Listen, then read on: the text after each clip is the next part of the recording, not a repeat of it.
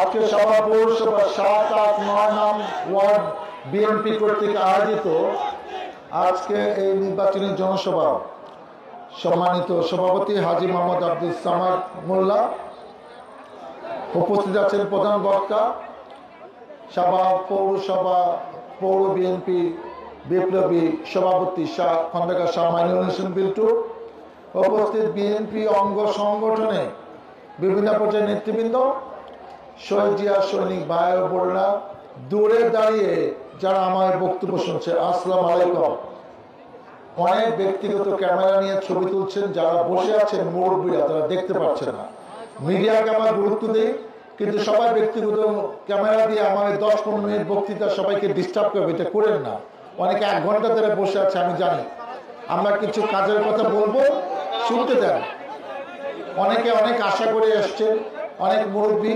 আমি জানি যে 5টা 10-এ আজান দেয়, আমি 5টা 5-এর মধ্যে আমার বক্তৃতা শেষ করে দেবো ইনশাআল্লাহ।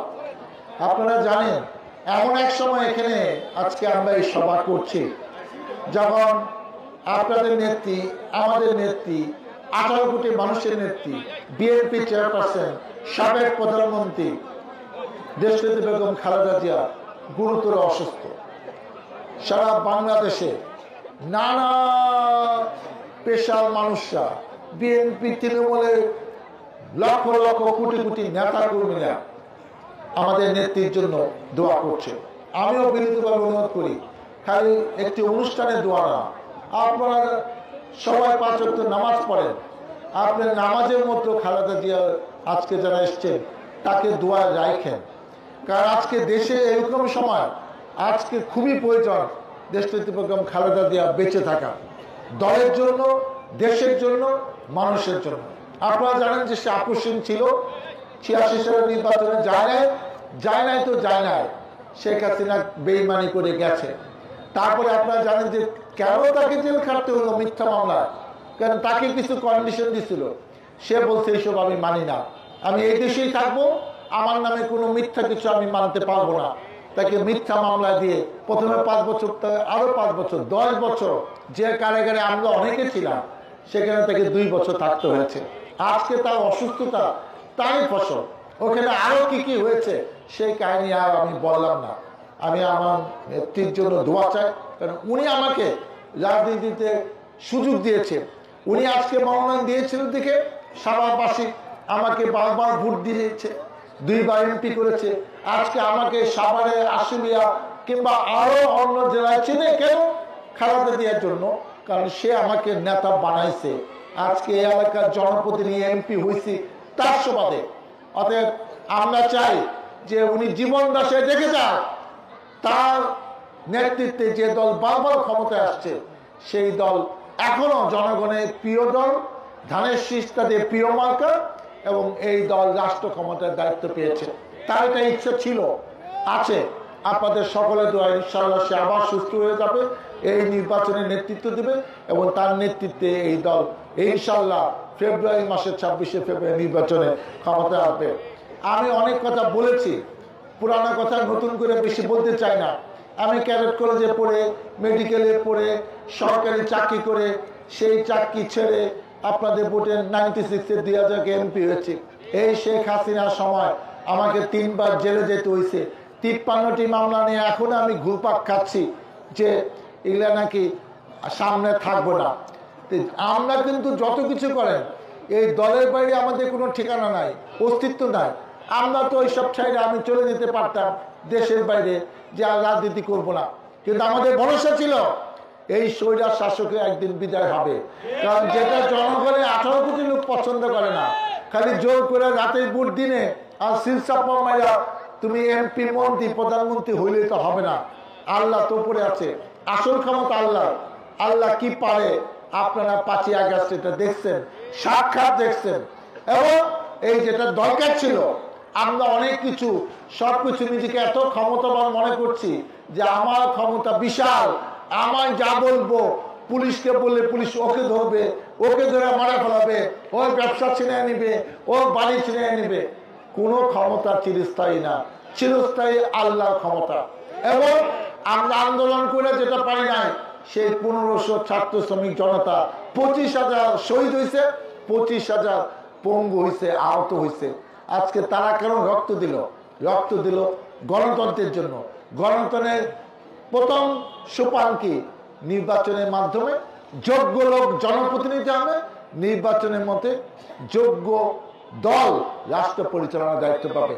এই নির্বাচন খুবই গুরুত্বপূর্ণ, কারণ আজকে 18 বছর আন্দোলন করা হয়েছে এই নির্বাচনের জন্য, যে নির্বাচনে আপনারা ভোট দিবেন। আমার ভোট আমি দেব, যাকে ইচ্ছে তাকে দেব। অতএব সেই নির্বাচন কিন্তু ফেব্রুয়ারি মাসে 2026 সালে হচ্ছে। এটা আপনার পবিত্র আমানত। আপনি ভোট দেন, যাকে যোগ্য মনে করে দেন। আমরা কাজ করেছি, 10 বছর আগে এমপি ছিলাম, এই 15-16 বছর আপনাদের পাশে থাকতে পারি না, কিন্তু আপনাদের খোঁজখবর তো রেখেছি।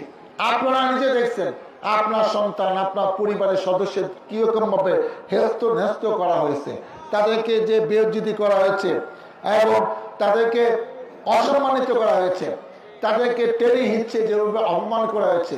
পৃথিবীর ইতিহাস না, জিয়া পরিবারকে যে নির্যাতন করা হয়েছে মানসিক এবং শারীরিক, এটা পৃথিবীর ইতিহাস না। অবশ্যই আল্লাহ তা বিচার করবে এবং ইনশাআল্লাহ নির্বাচনের বিজয়ের মাধ্যমে সেইটা প্রথম পুরস্কার পাবে জিয়া পরিবার এবং বাংলাদেশের মানুষ। এবং আমরা চাই এমন সুশাসন হবে যেটা আমরা অতীতে কখনো দেখি নাই। কারণ আমাদের অনেক শিক্ষা হয়েছে। আওয়ামী লীগের কেন পতন হলো? কারণ আওয়ামী লীগ এমন কিছু অন্যায় অত্যাচার করেছে যেটা জনগণ পছন্দ করে নাই, জনগণের ভোটের তোয়াক্কা করে নাই। আমরা সেই জিনিসগুলা এবার খেয়াল রাখবো। এবার আমি কিছু এলাকার সমস্যা নিয়ে বলি, যেগুলা খুবই গুরুত্বপূর্ণ এবং এইটা বলার জন্য আমি আজকে এখানে আসছি। আজকে আমি দেখেন যুব সমাজ, অনেক যুব সমাজে অনেক ব্যক্তি, ছেলে যুবক আজকে মাদক আসক্ত। কেন? কারণ তার আশেপাশে মাদকে তাকে টানছে, তাকে প্রশ্রয় দিচ্ছে, তাকে দেখিয়ে দিচ্ছে যে এইটা খাইলে এইটা হয়, এইটা হয়, এইটা হয়। অনেক বাপ মা পত্রিকা দেখি যে তার সন্তানকে ঠিক করতে পারে না, সন্তান কয়েকদিন পর টাকা না, তার ফাইন্যান্সিয়াল অবস্থা তো ভালো না, বাবা সুইসাইড করছে, মা সুইসাইড করছে। একটা ছেলে যে ভালো স্টুডেন্ট হইতে পারতো, A+ পাইতো ম্যাট্রিক ইন্টারমিডিয়েটে, মাদক আসক্তিতে তার জীবনটাকে সে ধ্বংস করছে, পরিবারটা ধ্বংস হয়েছে। এই ব্যবসা যারা করে তার বিচারটা আল্লাহ করবে। তাহলে আমার দায়িত্ব কি? আমাকে মানুষ ভোট দিবে কেন? আমি ড্যাড তরুণ ভাষায় বলছি, আমাকে অনেকে বলে যে আওয়ামী লীগ 17 বছর এই ব্যবসা অনেক জায়গায় করছে, এর লেগে তো আওয়ামী লীগের পতন হয়েছে। এখনো সেই অনেক লোকই এই ব্যবসাটা করে। তাদেরকে শেল্টার দেয় কে? তাদেরকে প্রশ্রয় দেয় কে? তাদের কাছ থেকে টাকা ভাগ না কে? এগুলো আপনি খুঁজ নেন, এগুলো আপনি কন্ট্রোল করেন।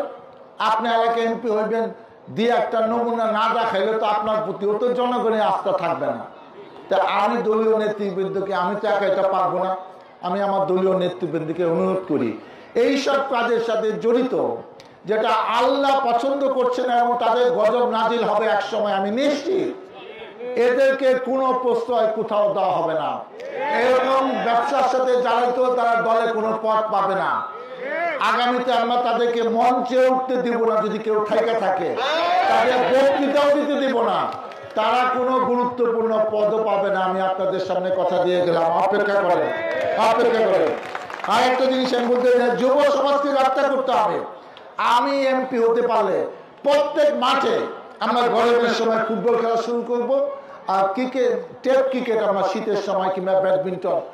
অতএব যুব সমাজকে খেলাধুলার মধ্যে ব্যস্ত। আমি ক্যাডেট কলেজে পড়েছি, আমি খেলাধুলায় ভালো ছিলাম এবং যেসব মাঠ আমরা ইচ্ছা করলে সংস্কার করে তৈরি করতে পারি, যেখানে খাস জমি আছে সেগুলো আমরা লিজ নিয়ে গায়ের জোরে দরকারে কিছু কিছু খাস জমিতে মাটি ভরাট করে আমরা মাঠ বানায় কাজ শুরু করে দিব, যেগুলো লিজ দেওয়া হবে না, এটা এলাকার জন্য থাকবে। কারণ আমাদের এই যুব সমাজ, এরা আমাদের সন্তান, এদেরকে রক্ষা করা আমাদের দায়িত্ব। আমরা যদি এখন না পারি তাহলে কবে পারবো? বিএনপি ক্ষমতা আসলে প্রথম কাজ হলো যে রক্ষা করতে হবে। আর একটা হলো, আপনার যত কথা বলেন, এই রাস্তায় তরকারিওয়ালা, সবজিওয়ালা, চাওয়ালা, কিছু কিছু মুদির দোকান, ভ্যান গাড়ি, অস্থায়ী দোকান, ফুটপাত থেকে তারা যদি কিছু একটা করে খায়, খাক না। এটার থেকে পার ডে 100, 200, 300 টাকা কে নেয়? কেন নেয়? এই টাকা ভাগ কে পায়? এইটা তো আমরা এটা মানতে পারতেছি না। আমাদের অনেকের নামে এইসব কথা একটা প্রতিপক্ষ দল বলে বলে বেড়াচ্ছে যে আওয়ামী লীগ সময় হয়েছে, তাহলে এখন এগুলা হয় কেন? কেন হয়? আমাদের দিকে আঙুল তোলে, আমাদের নামটা বলে না, দলের নামটা বলে না। কিন্তু একটা প্রতিপক্ষ দলকে এগুলা বাজারে বলছে না, দোকানে বলছে না, চা স্টোরে বলছে না। তো এগুলা যদি আমরা সত্যি সত্যি কন্ট্রোল করতে না পারি, আমি আবারও নেতৃত্বকে অনুরোধ করি, এইসব কাজ থেকে কেউ যদি করতেও চায় কিংবা নেপথ্য করে, তাকে খুঁজে বাই করা হোক এবং তাকে আমরা কোনো প্রশ্রয় দেব না, দলের কোনো গুরুত্বপূর্ণ জায়গায় তাকে রাখবো না এবং তাকে আমরা কোনো সুযোগ সুবিধাও দেব না। আমি কথা দিলাম। নতুন বাড়ি বানাবে, কাকে নাকি টাকা দিতে হয়? কিসের টাকা? সে বাড়ি বানাবে, কষ্ট করে জমি কিনছে 3 শতাংশ, 4 শতাংশ, 5 শতাংশ, তাকে বাড়ি বানালে কাউকে না কাউকে টাকা দিতে হবে। কেন? এই টাকা কে নেয়? এটা আমাদেরকে জানতে হবে। আমাদের নেতৃবৃন্দ যারা আছেন তাদের কাছে বিনয়ের সাথে বলছি, এই সব ব্যাপারে কোনো প্রশ্রয় দেওয়া হবে না। আমরা আগে অনেক কিছু হয়তো বুঝতাম না, এখন বুঝি যে এলাকার সমস্যা কি। আমরা রাস্তাঘাটে উন্নয়ন করব, মসজিদ মাদ্রাসা উন্নয়ন করব, শিক্ষা প্রতিষ্ঠানে ভবন করব, মাঠ বড়াট, ঈদগাহ, কবরস্থান, মাল্লা, কিন্তু যাদের জন্য আমাদের বদনাম হচ্ছে, যুব সমাজ ধ্বংস হচ্ছে, এগুলো যদি আমরা নিয়ন্ত্রণ না করতে পারি, তাহলে আমরা তো আমার রাজনীতি কেন করব? আমার এমপি হয়ে লাভ কি? আমি যেমন দেশের ছেলে হয়ে 2 বার এমপি হয়েছি, আবারও ভাগ্যে থাকলে এমপি হবো যদি আল্লাহ চায়, জনগণ ভোট দেয়, তাহলে আমার কাজ তো এইটাই। এবং এই ব্যাপারে কোনো ছাড় আমরা দিব না। আরেকটা কথা বলি, আমি বুঝি না এই যে অনেকে প্রত্যেকটা নতুন কেউ বাড়িঘর বানাইলে ইট বালি সিমেন্টের ব্যবসা ধরছে। কি? আমি একটা কাহিনী শুনলাম অন্য এলাকায়, এখানে না। সেটা কি? এক গাড়ি ইট, এখন তো বড় গাড়িতে 3000 ইটার দাম ধরেন 30,000 টাকা। তার সাথে কন্ট্যাক্ট হলো যে ঠিক আছে, সে বিপদে পড়ে দিচ্ছে।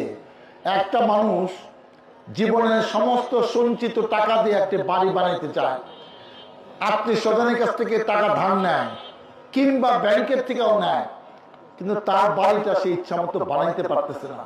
এই দুঃখ সে কোথায় রাখবে? সে সারা জীবন কষ্ট করছে, স্বপ্ন দেখছে একটা ছোট্ট বাড়ি পরিবার পরিজন নিয়ে থাকবো। সেই বাড়িটা আমরা অনেকে তাদেরকে বানাইতে দিতেছি না। কে এক যুগ গিয়া বলে আমার ইট বালি সিমেন্টে কাজ দিব, দিতে চায় না, আছে রাজি হয়েছে, যে রেট বাজারে আছে সেই রেটে রাজি হয়েছে। তারপরে কি করতেছে শুনেন, এক গাড়ি 3000 ইট, সে দিল 2800 ইট। আচ্ছা 200 ইট গেল, ঠিক আছে। তারপরে কি? তারপরে ইট দিতেছে 2 নাম্বার। 30,000 টাকা ইটের দাম কিন্তু হয়ে গেল 24-25,000 টাকা। সে কষ্ট করে দেখতেছে, সে আল্লাহর কাছে বিচার দিচ্ছে, ইট দিলা কম, ইট দিলা 2 নাম্বার।